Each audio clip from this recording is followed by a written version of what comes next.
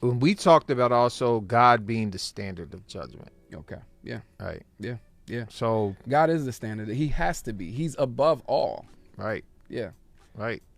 I read a devotional from Table Talk magazine, and I had this quote here. Okay. And it says, Jesus tells John that he has overcome the grave and has the keys of Hades and death. The meaning is clear. Christ is the judge, the one who has power to cast into hell or deliver into heaven. Yeah. He is the one ordained by God to judge the world in righteousness. Acts 17:31.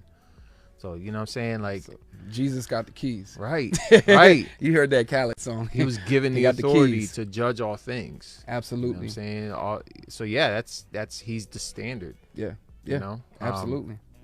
So let's unpack that a little bit. Why do you think that would be important, like, for someone to understand?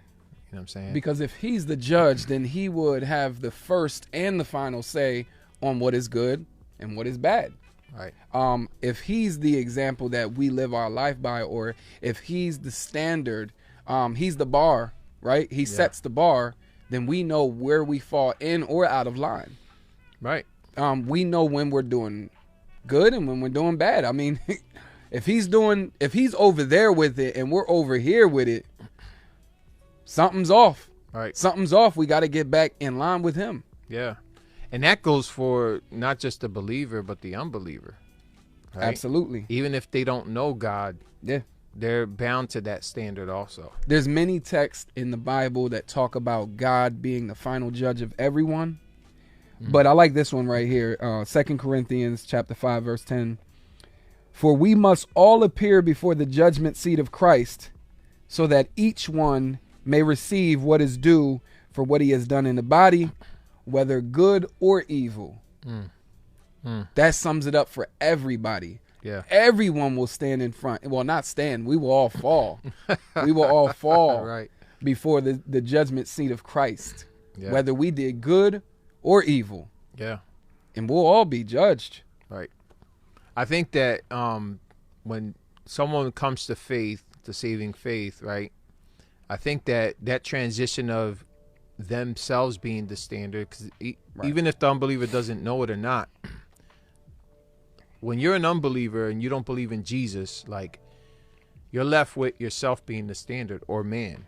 Absolutely. Right? So you have a man-centered way of discerning or judging things.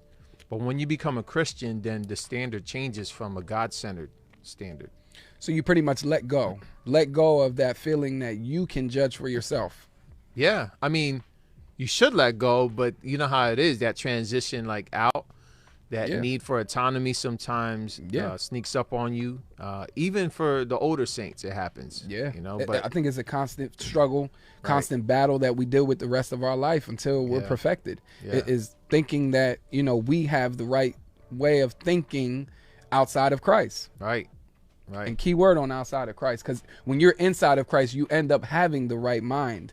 You end up having the right judgment on certain topics because you can think with the mind of Christ. Right. And then you have his word, which is clearly his standard. It shows us, you know what I'm saying, who he is. It shows us who we are. And that's why reading your Bible is important. It keeps you in check. Absolutely. It's a mirror. It's the standard. It shows you your sin. That's what the law of God is. Yeah. So yeah, that transition sometimes when you're a new believer and you come into this thing, like, and you come into saving faith, and you're coming into a church full of, people that still need sanctifying, just like yourself. It's really hard to judge correctly, especially when you see whack stuff in the church, or you're treated a certain way or something happens. 1 second, bro. Yeah. Let's get right here. Rodney Rock, Brother Rock says, judgment is the disposition of assuming a place of authority, whether physically, mentally, or spiritually.